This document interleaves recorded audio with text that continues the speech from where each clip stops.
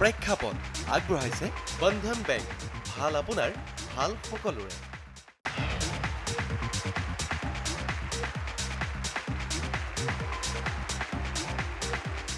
News লাইভৰ বিশেষ অনুষ্ঠান প্ৰেক্ষাপটলৈ স্বাগতম মই সৈয়দ জাৰিৰ হুছেইন আমি অসমৰ বিভিন্ন প্ৰান্তত নিৰ্বাচনী অনুষ্ঠান কৰিছিলোঁ য'ত আমাৰ অসমৰ ৰাইজে কৈছিল যে এনেকুৱা এখন মঞ্চ লাগে যিখন মঞ্চত ৰাইজে পোনপটীয়াভাৱে ৰাজনীতিবিদসকলৰ লগত আদান প্ৰদান মত বিনিময় কৰিব পাৰে আমি তেতিয়া কৈছিলোঁ যে এই অনুষ্ঠান কেৱল নাগৰিক সমিতি বা ৰাইজে কৰিব পাৰে কিন্তু আমি এটা প্ৰয়াস আমি এটা চেষ্টা কৰিছিলোঁ যে আমি কোনোবা ৰাজনীতিবিদক এনেকুৱা এখন মঞ্চ দিব পাৰিম নেকি যিখন মঞ্চত আপুনি মই চবেই তেওঁলোকক প্ৰশ্ন কৰিব পাৰোঁ আজি আমি এটা প্ৰয়াস কৰিছোঁ যে এজন ৰাজনীতিবিদ আমাৰ লগত আছে ডক্টৰ হিমন্ত বিশ্ব শৰ্মা আৰু মই যদি এটা লং শ্বট দেখুৱাওঁ এটা বিশাল পেনেল য'ত আছে শিক্ষাবিদৰ পৰা বুদ্ধিজীৱী লেখক লেখিকা ছাত্ৰ ছাত্ৰী মহিলা সমিতি চিকিৎসক অধিবক্তাকে ধৰি বিভিন্ন সমাজৰ বিভিন্ন স্তৰৰ লোক আৰু আমি চেষ্টা কৰিম এই অনুষ্ঠানৰ মাজেদি ডক্টৰ হিমন্ত বিশ্ব শৰ্মাক তেওঁলোকে পোনপটীয়া প্ৰশ্ন কৰিব আৰু আমি আশা কৰিম যে এই ৰাজনীতিবিদগৰাকীয়ে বিজেপি নেতাগৰাকীয়ে তেওঁলোকৰ উত্তৰ যাতে স্পষ্টভাৱে দিয়ে কলেজৰ ছাত্ৰ কোন কলেজৰ গুৱাহাটী কমাৰ্চ কলেজ কি প্ৰশ্ন আছে ডক্টৰ হিমন্ত বিশ্ব শৰ্মালৈ মই এটা কথা ক'ব বিচাৰিছোঁ যে আমাৰ নৱপ্ৰজন্মৰ কাৰণে ভৱিষ্যতে কি পৰিকল্পনা আছে তাৰমানে তেখেতৰ নে বিজেপিৰ কি পৰিকল্পনা আছে নৱপ্ৰজন্মৰ কাৰণে ডক্টৰ হিমন্ত বিশ্ব শৰ্মা আজি আমি দেখা পাইছোঁ যে 2001 চনত অসমত নিবনুৱা যুৱক যুৱতীৰ সংখ্যা আছিল 9 লাখ আৰু আজি 2016 চনত অসমত নিবনুৱা যুৱক যুৱতীৰ সংখ্যা হ'লগৈ 26 লাখ তানে অৰ্থাৎ কৰবাত নহয় কৰবাত যোৱা 15 বছৰত কৰ্মসংস্থাপনৰ সৃষ্টিৰ ক্ষেত্ৰত আমি বিফল হৈছিলোঁ গতিকে বিজেপিয়ে যদি অসমত চৰকাৰ গঠন কৰে প্ৰথম প্ৰচেষ্টা হ'ব কৰ্মসংস্থাপন সৃষ্টিৰ এটা নতুন ত্বৰান্বিত প্ৰক্ৰিয়া কৃষিৰ আধুনিকৰণ হওক উদ্যোগীকৰণ হওক চৰকাৰী কৰ্মসংস্থাপনত বিশেষকৈ তৃতীয় চতুৰ্থ শ্ৰেণীত মৌখিক নম্বৰৰ বিলুপ্তিকে ধৰি এলানি ব্যৱস্থাৰ জৰিয়তে অসমৰ যুৱ সমাজৰ কৰ্মসংস্থাপনৰ বাট সৃষ্টি কৰাটোৱে বিজেপিৰ লক্ষ্য আৰু এইটোৱে প্ৰধান লক্ষ্য হ'ব ঠিক আছে মই আমাৰ পেনেল সদায় দেখি থকা পেনেলৰ উপৰি মই এগৰাকী মহিলাৰ পৰা এটা প্ৰশ্ন লৈ লওঁ ছাৰ মোৰ নাম প্ৰণীতা শৰ্মা মই কুম্ভকৰ্ণ সমষ্টিৰ পৰা আহিছোঁ কুম্ভকৰ্ণ বুজি পাইছে নহয় আচ্ছা মই আপোনাক মানে গুৱাহাটী ৱেষ্ট পশ্চিম গুৱাহাটী আচ্ছা মই আপোনাক এটাই কথা কওঁ যে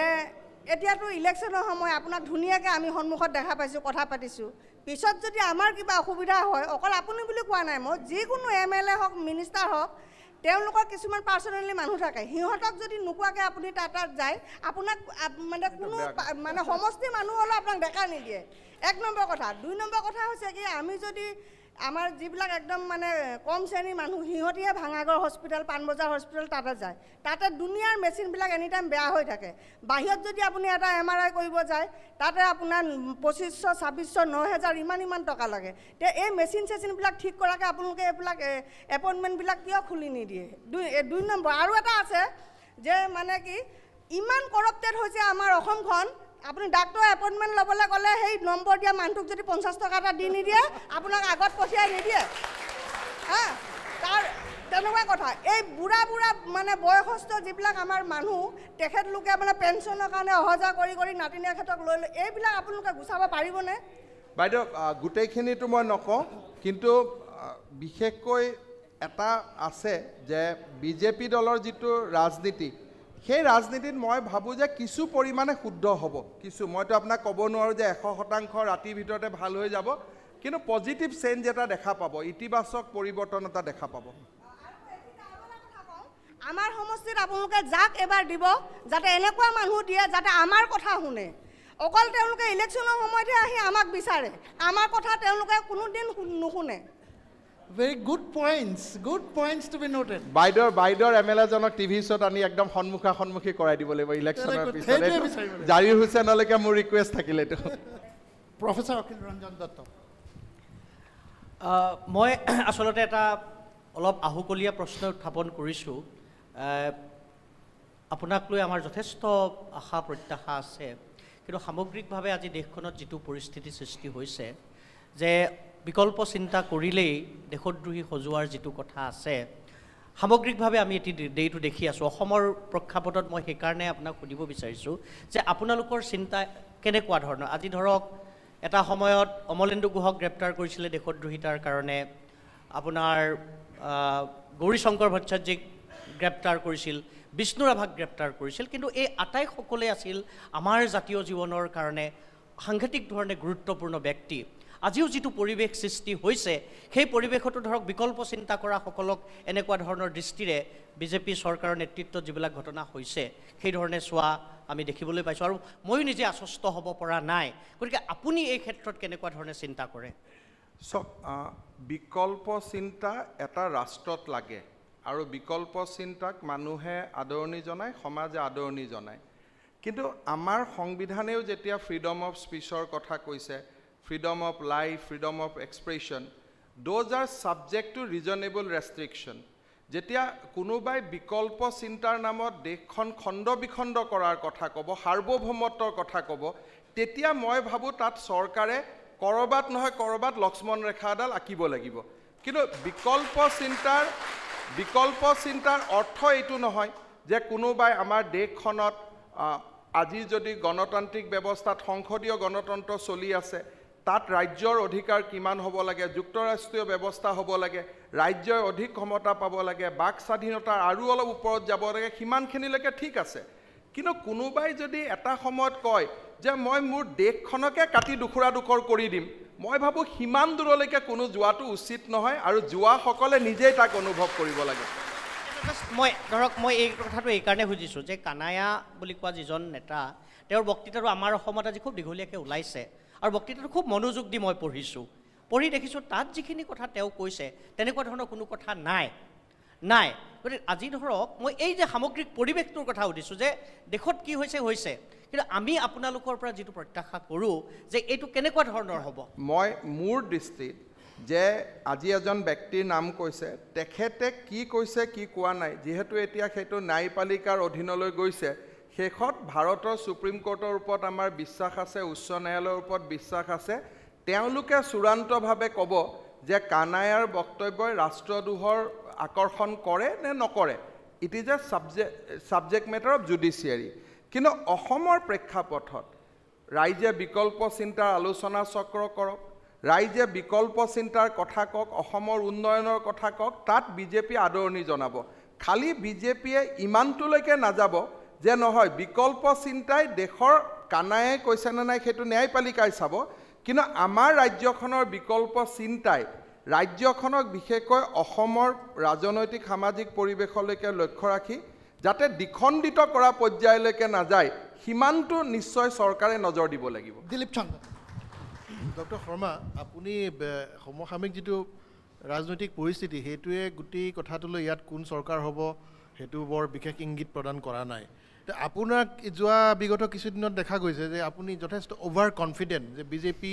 চৰকাৰ অসমলৈ যেন আহিলেই আপোনাৰ কথা বতৰা বিহেভিয়াৰ এনেকুৱা ধৰণৰ কথা কিছুমান ফুটি ওলাব খোজে, আপুনি কেনেকৈ ইমান কনফিডেণ্ট? বেলেগ ইমান কনফিডেণ্ট নহ'ব, মই কনফিডেণ্ট হ'ম। কিয় কনফিডেণ্ট হ'ম? মই 2001ত জিকাৰ পৰিৱেশটো ৰাইজৰ মাজত গৈ দেখিছোঁ, 2006ত মই জিকাৰ পৰিৱেশ দেখিছোঁ, 2011ত মই জিকাৰ পৰিৱেশ দেখিছোঁ। গতিকে জিকাৰ পৰিৱেশটো গাঁৱে সভাই কেনেকুৱা হয় সেইটো মই বুজি পাওঁ। গতিকে যিসকলে এতিয়া কোনোবা এজন মানুহ যেতিয়া যাব, বিজেপিৰ কৰ্মী এজন যাব, সভা এখন দেখিব, তেওঁ তুলনা কৰিব নোৱাৰে যে আগৰ সভাখনৰ ৰেছপন্স কি আছিল, এই সভাখনৰ ৰেছপন্স কি আছিল। কিন্তু মোৰ এটা ইউনিক এক্সপিৰিয়েঞ্চ আছে যে তিনিটা যিহেতু জিকা টিমৰ লগত মই খেলিছিলোঁ, গতিকে জিকাৰ পৰিৱেশটো মই বুজি পাওঁ, আৰু তাৰ পৰা মই কনফিডেণ্ট যে বৰ্তমান অসমত যিটো গাঁৱে ভূঞে, মই এটা এক্সাম্পল দিছোঁ দিলীপ দাক, ছাপ'জ মই ডিমৌত এখন মিটিঙত গৈছোঁ, 2011ত গৈছোঁ, সেইটো চিট আমি জিকিছোঁ, তাতে 5000 মানুহ হৈছে, কেইটা হাত চাপৰি পৰিছে, মানুহৰ ৰেছপন্স কিমান, মানুহে সভাৰ পিছত কিমান আশীৰ্বাদ দিছে, এইবাৰ কিমান দিছে, মই তুলনা কৰি দেখিছোঁ যে 2011ত 78টা ছিট পাওঁতেও যিমান হাত চাপৰি যিমান আশীৰ্বাদ 2016ত তাতকৈ বিজেপিৰ পক্ষে পৰিৱেশটো বেছি আছে ঠিক মই আহিম প্ৰশ্ন দেবেন ডক্টৰ শৰ্মা মই প্ৰথমে শ্ৰোতা দৰ্শকক ক্ষমা খুজি লৈছোঁ ডক্টৰ শৰ্মা মোৰ প্ৰাক্তন ছাত্ৰ গতিকে কিবা প্ৰকাৰে যদি মোৰ কথাৰ মাজত ভুলতে তুমি বুলি ওলাই যায় সেইটো যাতে ৰাইজে ভুল নধৰে ব্যক্তিগতভাৱে আপুনি আগে কেইবাটাও দপ্তৰ চম্ভালিছিলে তাৰ ভিতৰত বিত্তটো ৰাষ্ট্ৰ পৰিচালনাৰ এটা ডাঙৰ বিষয় সেই বিত্ত বিভাগটোত দেখা গৈছে যে চৰম বিশৃংখলাই বৰ্তমান দেখা দিছে ৰাজ্যৰ বিত্তীয় পৰিস্থিতি অত্যন্ত সংকটজনক কিন্তু মুখ্যমন্ত্ৰী তৰুণ গগৈ এফালৰ পৰা এটা এটাকৈ ঘোষণা কৰি গৈ আছে বিভিন্ন ধৰণৰ আঁচনি সেই আঁচনিবিলাক যদি নিৰ্বাচনত হাৰে তেতিয়াহ'লে দায়িত্বটো আনৰ গালৈ পৰিব আৰু জিকিলে কি কৰিব সেইটো তেখেতে কি কৌশল ৰচনা কৰিছে নিজে ঠিক কৰি থৈছে গতিকে এই আঁচনিবিলাক যে কৰিছে এইখিনিৰ ভিতৰত সেইখিনি যিটো বিত্তীয় সংকট আহিব সেইটো আপোনালোকে কেনেকৈ মোকাবিলা কৰিব আৰু 23 ফেব্ৰুৱাৰী তাৰিখে মন্ত্ৰীসভাত যিটো সিদ্ধান্ত লোৱা হ'ল যে মুখ্যমন্ত্ৰী প্ৰাক্তন মুখ্যমন্ত্ৰীবিলাকৰ কাৰণে সেইটো প্ৰধানতঃ কাৰ কাৰণে লোৱা হৈছে সেইটো সকলোৱে জানে যে মন্ত্ৰীৰ মৰ্যাদা দি সকলো প্ৰকাৰৰ সা সুবিধা আৰু নিৰাপত্তাৰক্ষীৰ সৈতে দিব যদি আপোনালোকৰ চৰকাৰ হয় তেতিয়াহ'লে সেই চৰকাৰে সেই সিদ্ধান্তটো পুনৰীক্ষণ কৰিব নেকি আৰু এটা কথা মই একেলগে সুধি থওঁ যোৱা কিছুদিনত দেখা গৈছে যে AIUDFৰ বদৰুদ্দিন আজমলে সম্পূৰ্ণৰূপে স্পষ্টকৈ কোনো প্ৰকাৰৰ ব্যৰ্থতা নথকাকৈ এটা সম্প্ৰদায়ক ভোট দিবৰ কাৰণে আহ্বান জনাইছে প্ৰথমতে মই এটা আপোনালোকক জনাব খুজিছোঁ যে এখন ৰাজ্যৰ যেতিয়ালৈকে আভ্যন্তৰীণ ৰাজহৰ বৃদ্ধি নহয় তেতিয়ালৈকে আচলতে সেই চৰকাৰখনে ঘোষণা কৰাৰ আগতে বহুতবাৰ চিন্তা কৰিব লাগিব যে মই পুঁজিটো ক'ৰ পৰা পাম 2005 চনত অসমৰ ৰাজহ সংগ্ৰহৰ বৃদ্ধিৰ হাৰ আছিল 40% আৰু 2007ৰ পৰা এইটো ক্ৰমাৎ নামি আহি বৰ্তমান 18%লৈকে নিম্নগামী হৈছে বিধানসভাত মই যেতিয়া কংগ্ৰেছত আছিলোঁ তেতিয়া মই বিধানসভাত এই প্ৰশ্নটো কৰিছিলোঁ যে বেলেগ ৰাজ্যত ৰাজহ সংগ্ৰহৰ হাৰ বৃদ্ধি হয় 40 পৰা 42 45% যাব লাগে অসমত কিয় নিম্নগামী হ'ল তাৰ প্ৰশ্নটোতো বিচৰা ধৰণে উত্তৰ পোৱা নাযায় কিন্তু এটা কথা ঠিক যে আমাৰ ৰাজ্যখনৰ আভ্যন্তৰীণ উৎসবিলাক যেতিয়ালৈকে আমি হাতত ল'ব নোৱাৰিম ৰাজহ নাবাঢ়িব তেতিয়ালৈকে মই ভাবোঁ যে ঘোষণাবিলাক মুখ্যমন্ত্ৰী ডাঙৰীয়াই তেওঁ এইকাৰণেই ঘোষণাবোৰ কৰি আছে তেওঁ জানে যে মই নাহোঁ গতিকে ঘোষণাখিনি কৰি থৈ গুচি যাওঁ পিছৰ চৰকাৰখনক বিপদত পেলাই থৈ গুচি যাওঁ কিন্তু মই ভাবোঁ সেইটোও প্ৰত্যাহ্বান আজি মুখ্যমন্ত্ৰী ডাঙৰীয়াই কৈছে যে মই 18,000 টকা দিম মেট্ৰ' ৰেল কৰিম 29 তাৰিখে মই ফাউণ্ডেশ্যন কৰিম টকাটো ক'তো নাই বাজেটতো নাই কোনো উৎসও নাই ক'তো দেখুৱাও নাই কিন্তু আমি কৈছোঁ ঠিক আছে আপুনি আমাক বিপদত পেলাবৰ কাৰণে কৰিছে কিন্তু আমি তাৰ মাজতো ৰাস্তা উলিয়াম যিখিনি কল্যাণমূলক কাম কোৱা হৈছে সেইখিনি ৰাস্তা আমি বিচাৰি উলিয়াম আৰু আমি ভাবিম যে আমি কৰিব পাৰিম কাৰণ ৰাজহ যদি আমি বৃদ্ধি কৰিব খোজোঁ তাৰ উৎস অসমত এতিয়াও আছে যিবিলাক আমি এতিয়াও ধৰিব পৰা নাই যেনেকৈ মই সৰু এটা এক্সাম্পল দিলোঁ মদৰ মহলবিলাক আচলতে টেণ্ডাৰ হ'ব লাগে হায়েষ্ট বিডাৰক মদৰ মহলখন দিব লাগে কিন্তু আমাৰ এক্সাইজ ৰুলত কৈ থৈ দিছে যে নহয় ডিচিসকলে যিটো ৰেট সহজ শুদ্ধ বুলি ভাবিব সেইটো ৰেটতহে মহলখন আবল্টন হ'ব পাৰে তাৰমানে যদি কোনোবাই 10 টকা ৰেট দিয়ে কোনোবাই 2 টকা দিয়ে ডিচিজনে যদি কয় 2 টকাটোৱে মই উচিত বুলি ভাবিছোঁ 2 টকাতে মহলটো দি দিব পাৰে গতিকে এনেকুৱা ধৰণৰ বহুত লিকেজ আছে যাক আমি শুদ্ধ কৰি অসমত ৰাজহ আমি বঢ়াব পাৰোঁ আৰু সেই প্ৰচেষ্টা বিজেপি দলে কৰিব AUDFে যি এটা ধৰ্মক আহ্বান জনাইছে ভোট দিয়াৰ কাৰণে বিজেপিয়ে সিদ্ধান্ত লৈছে তেওঁৰ বিৰুদ্ধে ফৌজদাৰী গোচৰ ৰুজু কৰাৰ আৰু আমি 2 এদিনতে তেওঁৰ বিৰুদ্ধে আমি এটা ফৌজদাৰী গোচৰ ৰুজু কৰিম যে বদৰুদ্দিন আজমলে ধৰ্মক লৈ ৰাজনীতি কৰিব তেওঁ নোৱাৰে আৰু তেওঁক কৰিবলৈ আমি সেইটো অনুমতি আমি নিদিওঁ আমি গণতান্ত্ৰিক প্ৰক্ৰিয়াৰ মাজেৰে আমি যোৱাৰ চেষ্টা কৰিম ৰিটায়াৰমেণ্ট প্লেনটো কথা কৈছে চক মই ভাবোঁ যে যোৱা তিতাবৰত যিখন আমাৰ পদযাত্ৰা হৈ গ'ল তাৰ পিছত তৰুণ গগৈ ডাঙৰীয়াই এটা নাৰ্ভাছ কৰি পেলাই এই সিদ্ধান্তটো লৈছে আচলতে ৰিটায়াৰমেণ্ট হ'লে তেওঁক ছিকিউৰিটি এনেও তেওঁ পালেহেঁতেন আজি প্ৰাক্তন মুখ্যমন্ত্ৰী হিচাপে প্ৰফুল্ল কুমাৰ মহন্তই 4জন নহয় 40জন ছিকিউৰিটি পাই আছে ছিকিউৰিটি দিয়া হয় on the basis of threat perception মই ভাবোঁ যে this is a decision out of nervousness আৰু তেওঁ এটা নাৰ্ভাছ হৈ লোৱা সিদ্ধান্ত এটাত মই কমেণ্ট কৰিব খোজা নাই মানে মন মোৰ প্ৰশ্ন প্ৰশ্নটো হৈছে যে আপোনালোকৰ ভাৰতীয় জনতা পাৰ্টিৰ চৰকাৰ আপোনাৰ ভাষাত ক'ব গ'লে যে এতিয়া মেট্ৰিক পৰীক্ষা দিয়াৰ সময় তৰুণ গগৈৰহে আমাৰ নহয় হয় আপোনালোকক এতিয়া ইমান এছেছ কৰিব পৰা সময় হোৱা নাই আৰু যিখিনি সময় দেখিছোঁ তাত আমি সন্তুষ্ট মানে পজিটিভ কথাখিনি হৈছে যে হয় যিখিনি স্মাৰ্ট চিটি ডিজিটেল ইণ্ডিয়া স্বচ্ছ ভাৰত ইমান ধুনীয়া ধুনীয়া কাম কিছুমান হাতত লৈছে বিকাশ কিন্তু সম্পূৰ্ণ বিপৰীতমুখী প্ৰক্ৰিয়া এটা আমি দেখিছোঁ সেইটো আমি যিটো আপোনাৰ চৰকাৰখনে পোনপটীয়াকৈ কৰা বুলি নিশ্চয় নকওঁ কিন্তু চৰকাৰৰ পৰা আশৈ পোৱা কিছুমান ফ্ৰেঞ্চ গ্ৰুপ বুলিয়ে কওক বা যিয়ে কওক এতিয়া সমগ্ৰ ভাৰতবৰ্ষত আজি এটা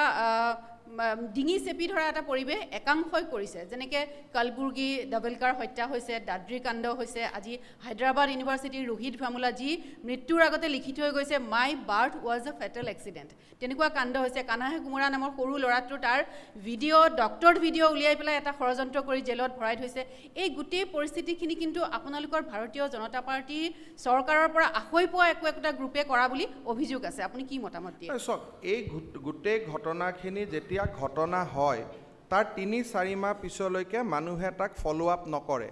যেতিয়া মানুহে ফলো আপ কৰে তেতিয়া দেখা যায় যে তাৰ বিপৰীত প্ৰতিচ্ছবি এটা ওলাই যায় আজি দাদ্ৰি কাণ্ড হ'ল বিহাৰৰ নিৰ্বাচনৰ সময়ত তাক এক্সপ্লইট কৰা হ'ল কিন্তু কোনেও এবাৰৰ কাৰণে প্ৰশ্ন নকৰিলে যে উত্তৰ প্ৰদেশত চৰকাৰখন কাৰ who is the responsible for law and order বাজিব লাগিছিল হাতুৰিটো মুলায়ম সিঙলৈকে বজাই দিলে বিজেপিলৈকে যি নহওক আজি যিটো কানায়া কুমাৰৰ যিটো ঘটনাৰ ওপৰত ইয়াত এটা প্ৰতিক্ৰিয়া হৈছে তাত দুটা ধৰণৰ ভিউ আছে এছাম ভিডিঅ' ওলাইছে এছাম ফুটেজ আহিছে য'ত কৈছে যে ভাৰতকো ৰগৰ লুংগা এনেকুৱা ধৰণৰ ভিডিঅ' ওলাইছে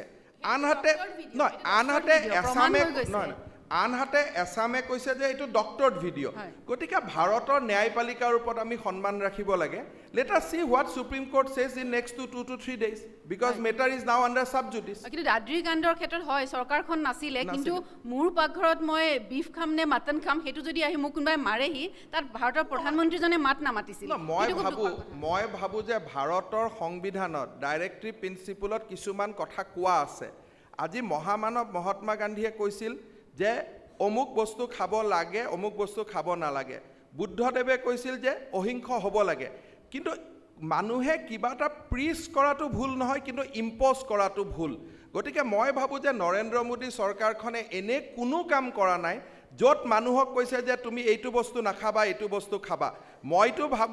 মই নিজে ভাবোঁ যে লাহে লাহে বয়স হ'লে চবেই নন ভেজিটেৰিয়ান বাদ দি ভেজিটেৰিয়ান হ'ব লাগে সেইটো হৈছে মানুহৰ এটা নিয়ম তাত একো মাংস থাকিব নালাগে মানুহ যিমানে ভেজিটেৰিয়ান হ'ব সুস্বাস্থ্যৰ অধিকাৰী হ'ব মই as a health point of ভিউৰ পৰাটো মই সেইটো বিচাৰোঁ আৰু মই আপোনাক ক্লিয়াৰ কৰি দিছোঁ যে অসমত যদি বিজেপিৰ চৰকাৰ হয় যি ধৰ্মৰ মানুহে যি মাংস খাব খোজে তাতেই স্বাধীনতা থাকিব অসমৰ বিজেপি চৰকাৰে তাত হস্তক্ষেপ নকৰে আৰু এইটো আপুনি একেবাৰে মোৰ অপেন এছুৰেঞ্চ বুলি ল'ব অসমত যোনে যি মাংস খাব খালি ফৰেষ্টৰ এনডেঞ্জাৰ স্পেচি খাব নালাগে বাকী যোনে পাৰ্মিছেবল যি মাংস খাব সেই মাংসই খাব তাত বিজেপি চৰকাৰে হস্তক্ষেপ নকৰে and this is A assurance ময়ূৰ বৰা মোৰ প্ৰশ্নটো অলপ এনেকুৱা ধৰণৰ ৰাজনৈতিকভাৱে যিহেতু আমি বহু স্পৰ্শকাতৰ কথা উত্থাপন কৰা হ'ল মই ব্যক্তিগতভাৱে আপোনাক দুটা কথা সুধিব বিচাৰিছোঁ যে মানুহে আপোনাক কয় আপুনি চৰ্চা আৰু যিকোনো বিতৰ্কৰ কেন্দ্ৰবিন্দুত থাকে মই কথাটো অলপ বেলেগ ধৰণে ক'ব বিচাৰোঁ পলিটিকেল ডিছক'ৰ্ছ ৰাজনৈতিক বাগধাৰাৰ আপুনি কেন্দ্ৰবিন্দুত আছে আজিৰ এই অনুষ্ঠানটোত যিকেইটা হাত চাপৰি পৰিছে সেই কথাটোৱে হয়তো মোৰ কথাটো কিছু পৰিমাণে প্ৰমাণ কৰে কিন্তু দিলীপ চন্দন ডাঙৰীয়াৰ প্ৰশ্নৰ উত্তৰত আপুনি যিটো কথা ক'লে সেইটো মোৰ দ্বিতীয় প্ৰশ্ন এটা শাৰীত কৰিব বিচাৰিছোঁ আৰু তাৰ লগত মই প্ৰথম প্ৰশ্নটো কৰিম এই প্ৰশ্নটো হ'ল আপুনি ক'লে মই সদায় উইনিং টিমৰ লগত খেলো মই এটা শব্দ কৈছো যে ফৰচুনেটলি আনফৰচুনেটলি 1-6 আৰু 11ত মই উইনিং টিমৰ লগত আছিলো 96ত মই লুজিং টিমৰ লগত আছিলো লুজিং কিন্তু মানে আপোনাৰ যদি গোটেই পৰিক্ৰমাটো চোৱা যায় বাই এণ্ড লাৰ্জ বেছি সময় আপুনি আছে গতিকে সেইকাৰণে আপোনাৰ এটা সমালোচনা হয় যে ডক্টৰ হিমন্ত বিশ্ব শৰ্মাই দৰাচলতে তেওঁ সংগ্ৰামী ৰাজনীতি কমকে কৰে তেওঁ ক্ষমতাৰ ৰাজনীতি কৰে আপুনি এইটো কথা ক'ব তাৰ লগত মোৰ প্ৰথম যিটো প্ৰশ্ন হ'ল আপোনাৰ ধৰি লওক দুটা কথাৰ ওপৰত অসমৰ মানুহ সচেতন মানুহ কিন্তু একমত আপোনাৰ কৰ্মকুশলতা আৰু দক্ষতা বেলেগ যিবোৰ কথাত ধৰি লওক অনাগত সময়ত বুৰঞ্জীয়ে সেইবোৰ কথা প্ৰমাণ কৰিব কি ভাল কোন বেয়া আছিল কিন্তু সেই কথাটোৰ আঁত ধৰি মোক আপোনাৰ আচলতে সুধিবলৈ মন যায় আপুনি ৰাজনীতি বুজি পায় আপুনি সমাজনীতি বুজি পায় আপুনি জাৰ্নেলিজম সাংবাদিকতা বুজি পায় অকল নিজৰ ভাল পোৱাখিনিয়ে নহয় আপোনাক যোনে সমালোচনা কৰে মানুহে কয় আপুনি তেওঁলোককো বুজি পায় সাহিত্য সভা সংস্কৃতি সকলো বুজি পায় মোৰ কিন্তু মনত এটা ভাৱ হয় ডক্টৰ হিমন্ত বিশ্ব শৰ্মাই এই ক্ষমতাৰ ৰাজনীতিত থাকোঁতে কেতিয়াবা এই নিজৰ মাজৰ সত্তাটো আচল হিমন্ত বিশ্ব শৰ্মাজনক কেতিয়াবা পাহৰি যায় নেকি আৰু সেই পাহৰি যোৱাৰ বাবেই কেতিয়াবা আপুনি বিচৰা বস্তুটোৰ মাজত পোৱা বস্তুটোৰ মাজত এটা ব্যৱধান হয় নেকি আৰু এই ব্যৱধানটো কিন্তু অকল আপোনাৰ ব্যক্তিগত জীৱনৰ ক্ষেত্ৰতে ক্ষতিকাৰক নহয় অসমৰ ক্ষেত্ৰতো কেতিয়াবা ক্ষতিকাৰক হোৱাটো আপোনাৰ কাৰণে ব্যক্তিগতভাৱে প্ৰাপ্তিৰ কথা কিন্তু অসমৰ মানুহৰ কাৰণে কিন্তু দুখৰ কথা আচলতে আমাৰ অসুবিধাটো হ'ল যে আমি বুৰঞ্জীটো পুৰা নপঢ়োঁ যেতিয়া এজন মানুহৰ ওপৰত কিবা এটা কথা ক'ব লাগে বুলি ভাবোঁ আমি কৈ দিওঁ গোটেই কথাটো হ'ল যে মই যদি ক্ষমতাৰ ৰাজনীতি কৰিলোহেঁতেন তেলে অসমৰ বুৰঞ্জীত দ্বিতীয় এজন মানুহৰ নাম কওক যে যোনে শিক্ষা স্বাস্থ্য অসম চুক্তি তিনিটা গুৰুত্বপূৰ্ণ দপ্তৰ থাকোঁতেও হাতে হাতে গৈ ৰিজিগনেশ্যনখন দি থৈ আহিছিলে অসমৰ বুৰঞ্জীত দ্বিতীয় ব্যক্তি এজনৰ আপুনি নাম কওক যে ৱেন যিজনে এজন দলত he was in a good position maybe number 2, 3 he was known to everybody ভাল পজিশ্যনত এটা সময়ত চিন্তা কৰিলে যে নহয় মন্ত্ৰী হৈ নাথাকোঁ গৈ পদত্যাগ পত্ৰখন আৰামত ৰাজ্যপালৰ ওচৰত দি থৈ আহিলে তেনেকুৱা সমসাময়িক বুৰঞ্জীতটো মানুহে নেখেদালৈকে নাযায় গতিকে ক্ষমতাৰ ৰাজনীতি মই কৰিব জানো আৰু ক্ষমতা এৰি অনিশ্চয়তাৰ মাজতো ভৱিষ্যতৰ সন্ধান দিব পৰা ৰাজনীতিও মই কৰিব পাৰোঁ গতিকে দুইটা মই জানো 96তো আমি হাৰিছিলোঁ 96ৰ ইলেকশ্যনত হৰাৰ পিছতো মই ক্ষমতাৰ ৰাজনীতি কৰা নাই 5 বছৰ আমি সংগ্ৰাম কৰিছিলোঁ 2001ত আকৌ চৰকাৰ আনিছোঁ আজিও যিদিনাখন মই পদত্যাগ পত্ৰ দিছিলোঁ সিদিনাখনতো মই লাইট এৰি দিছিলোঁ মই যে লাইট ঘূৰাই পাম তাৰতো নিশ্চয়তাটো একো নাই গতিকে এৰাৰ ৰাজনীতিটো মই বেছি কৰিছোঁ লোৱাৰ ৰাজনীতিটো কৰা নাই গতিকে মই বিচাৰোঁ যে হিষ্ট্ৰীয়ে ফেক্ট চাই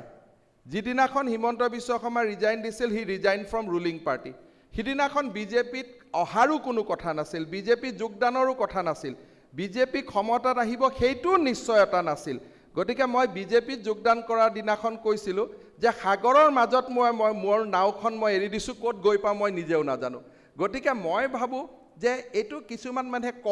ক'ব লাগে কাৰণে কিন্তু ইতিহাসটোতো ফেক্টছৰ ওপৰত যাব গতিকে মই সদায় ভাবোঁ যে ক্ষমতাৰ ৰাজনীতি মই নকৰোঁ ডেফিনেটলি মই সংগ্ৰামৰ ৰাজনীতিও নকৰোঁ মই উন্নয়নৰ ৰাজনীতি কৰোঁ মোৰ ডেফিনেটলি মই সংগ্ৰামৰ ৰাজনীতিও নকৰোঁ এইটো ক'লে ভুল হ'ব আৰু মই নাভাবোঁ যে সংগ্ৰামৰ ৰাজনীতি এটা আছে বুলি গতিকে সংগ্ৰামৰ ৰাজনীতি মই নকৰোঁ ক্ষমতাৰ ৰাজনীতি নকৰোঁ কিন্তু উন্নয়নৰ ৰাজনীতি মই কৰোঁ যেতিয়া মানুহ কনভিন্স নহয় যিদিনাখন মই আপোনাক সৰু মোৰ নিজৰ এটা অভিজ্ঞতা কৈছোঁ যিদিনাখন মই পদত্যাগ কৰোঁ ৰাতি 12 বজালৈকে আমি গোটেই বিধায়কসকল বহি আছিলোঁ বিধায়কসকল বহি থাকোঁতে ডিচিশ্যন আছিল যে ৰাতিপুৱা আমি যাম ৰাজ্যপালৰ ওচৰত গৈ তৰুণ গগৈ ডাঙৰীয়াৰ পৰা সমৰ্থন প্ৰত্যাহাৰ কৰিম ৰাতি 12টা বজাত আমি গোটেইবোৰ বিধায়কসকল গৈছোঁ আমি সকলোকে কৈছোঁ যে কালি আৰু গলত কাপোৰ বান্ধি আহিবি কালি আমি উইথড্ৰ কৰিম ছাপোৰ্ট আৰু সংবাদ মহলেও তেনেকৈয়ে জানে আমি পেপাৰক তেনেকৈও ব্ৰিফ কৰিছিলোঁ ৰাতি যেতিয়া মই 2টা বজাত শুব যাওঁ তেতিয়া মই ছাডেনলি ভাবিলোঁ যে এই চৰকাৰখন আমি আনিছিলোঁ এই চৰকাৰখনক ভাঙাৰ অধিকাৰটো মোৰ আছেনে নাই তেতিয়া মই মোৰ ৱাইফক কৈছিলোঁ অকল তাই জানে যে নহয় মই ৰিজাইন দিম মই এখন চৰকাৰ নাভাঙো গতিকে ৰাতিপুৱা যেতিয়া আমাৰ MLA বিলাক মোৰ লগত যায় 28জন MLA ৰাজ্যপালৰ ওচৰলৈকে যায় সবেই জানে যে সমৰ্থন প্ৰত্যাহাৰ কৰিব গৈ আছোঁ কোনেও নাজানে যে পকেটত মই এখন ৰিজিগনেশ্যন লৈ গৈছোঁ গতিকে আত্মাৰ কথা শুনাটোৱে আমাৰ দৰ্শনৰ মূল কথা গতিকে মই আত্মাৰ কথাই শুনো ডক্টৰ হিতেশ বৰুৱা এজন চিকিৎসক আছে আমি তেওঁৰ পৰাও জানিব বিচাৰিম তেওঁৰ প্ৰশ্ন কি আছে মোৰ প্ৰশ্নটো এটি সাধাৰণ প্ৰশ্ন আৰু অকল মোৰ নহয় মই সৰ্বসাধাৰণ ৰাজ্যৰ প্ৰশ্ন ধৰি লৈছোঁ আপোনালোকে চৰকাৰখন গঠন কৰিছে তাত 20জন 25জন বা 26জন মন্ত্ৰী হৈছে অহা চৰকাৰখন এনেকৈ ধৰণৰ ভাবিব নোৱাৰে যে 26টা সমষ্টিতে বেছি ভাল কাম হৈছে কিন্তু বাকী 100টা সমষ্টিত একো কাম নহ'ল আপুনি যেটো কথা কৈছে তেনেকুৱা পাৰসেপশন এটা হয় যেতিয়া মন্ত্ৰী এজন হয় সাধাৰণতে সেই সমষ্টিৰ মানুহেও ভাবে যে আপুনি অমুক বিভাগৰ মন্ত্ৰী, আপোনাৰ আঁচনিটোৱে যদি আপুনি মোৰ সমষ্টিত আনি দিব নোৱাৰে তেতিয়া বেলেগ ক'ত হ'ব। গতিকে পলিটিক্সত ৰাজনীতি যিটো নিৰ্বাচনৰ ৰাজনীতি তাত বহুত ধৰণৰ কথা হৈ থাকে। কিন্তু আপোনাৰ পৰা অলপ মই আঁতৰি গৈ কৈছোঁ যে বিজেপিয়ে এইবাৰ প্ৰথম যদি ক্ষমতালৈ আহে প্ৰথম কামটো হ'ব ৰাষ্ট্ৰীয় নাগৰিক পঞ্জীখন শুদ্ধকৈ বনোৱা, আৰু সেইখন অসমৰ ৰাইজৰ কাৰণে হ'ব, এইটো সমষ্টিকেন্দ্ৰিক চিন্তাধাৰা নহয়। তাৰ পিছত আমাৰ যিটো মুখ্য আমাৰ হাতত যিটো সমস্যা সেইটো হ'ল যে ৰাষ্ট্ৰীয় নাগৰিক পঞ্জীখন শুদ্ধ কৰি হোৱাৰ লগে লগে অসমত দুই চাম মানুহৰ সৃষ্টি হ'ব, নাম থকা নাম নথকা। নাম থকা মানুহখিনিৰ কাৰণে